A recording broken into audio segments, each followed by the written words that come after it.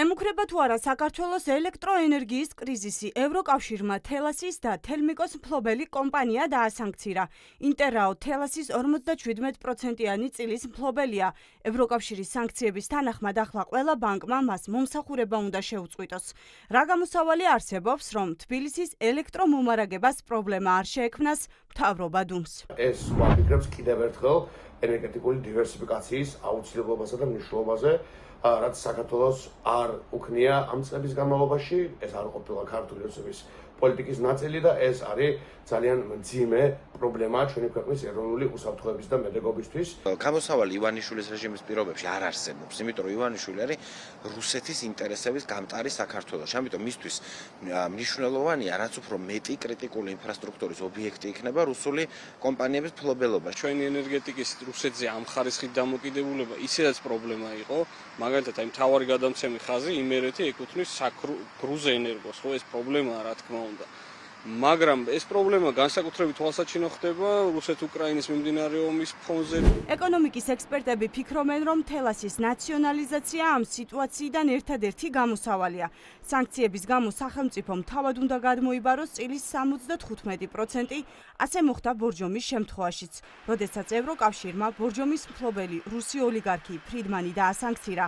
ქარხნის მუშაობას პრობლემა რომ არ შექმნოდა, აქციების ერთი ნაწილის მფლობელი სახელმწიფო გახდა. ჩვენ შეიძლება მივიღოთ кейსი, მსგავსად აი ბორჯომის кейსი რო იყო იმის დასაწყისში, როდესაც ხის მოუციათ თავის დროზე რუს აქციონერებს ამ კომპანიის წილის გაყიდვა და შემდეგ სახელმწიფო ჩაერია და რაღაცა ad-hoc ზომები მიიღო. ეხლა რო ჩვენ ვყავდეს პატრიოტი მთავრობა, მაღალი ალბათობით ეცდებოდა ამ სიტუაციის გამოყენებას და ამ აქტივის შეძენას ინტერაოსგან. ნაწილში შეიძლება იყოს რაღაცა ტიპის გამოსავლები, როგორიც არის პრივატიზაცია, როგორიც შეიძლება იყოს მაგალითად სახელმწიფოს შესვლა ამ კომპანიებში და ასე შემდეგ. გამოსავლები შესაძლებელია იქნას მონახული, მაგრამ პრობლემა რა თქმა უნდა ამ ნაწილში შეექმნებათ, დისკომფორტი რა თქმა უნდა ამ ნაწილში უდიდესი იქნება. თელასი, თელმიკო, ხრამჰეს 1 და ხრამჰეს 2. ამ ყველაფრის საკონტროლო პაკეტს უკვე სანქცირებული ინტერრაო ფლობს.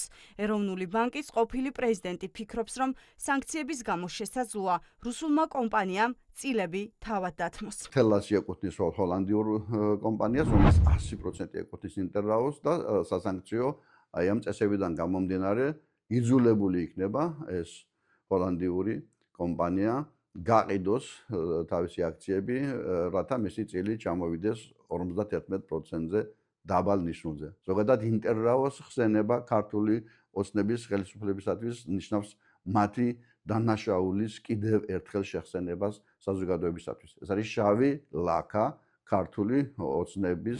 დილემის წინაშე არიან ბანკებიც. თუ სანქციებს აღასრულებენ, მაშინ შესაძლოა თელასისთვის ფულის ჩარიცხვას პრობლემები შეექმნას. მოქალაქეები მოხმარებული ელექტროენერგიის საფასურს თელმიკოს ანგარიშზე რიცხავენ. თელმიკოს მფლობელი კი ინტერრაო, ამიტომაც გადამწყვეტი დღე ორშაბათი იქნება, როდესაც ეროვნულმა და სხვა კომერციულმა ბანკებმა მთავრობასთან ერთად უნდა გამოაცხადონ გადაწყვეტილება, რა გეგმით იმუშავებენ. თუ სანქციების სრულად ამოქმედდა, ეს ნიშნავს რეალურად ამ კომპანიების გაჩერებას, ანუ ელექტროენერგიის მიწოდების შეჩერებას ნიშნავს ეს. ქვეყნის ჩაბნელებას, მოდი ასე ვთქვათ, ან ქალაქების ჩაბნელებას. ამ ნაბიჯს ახლა ბანკი არ გადადგავს, ხო, მიუხედავად იმისა, რომ შეიძლება ევროკავშირის სანქციას არ აღვევდეს. თუმცა ეს არ ნიშნავს იმას, რომ ეს მუდმივად ასეთ რეჟიმში გაგრძელება შესაძლებელი იქნება და ნორმალური იქნება. მთელი დღეა ქართული ოცნება დუმილის რეჟიმშია. არც ერთი კომენტარი და არც ერთი პოსტიც კი. ახლა საინტერესოა, როდის მოახდენს საზოგადოების ინფორმირებას ივანიშვილის პარტია და რა გამოსავალს იპოვნის შექმნილ სიტუაციაში.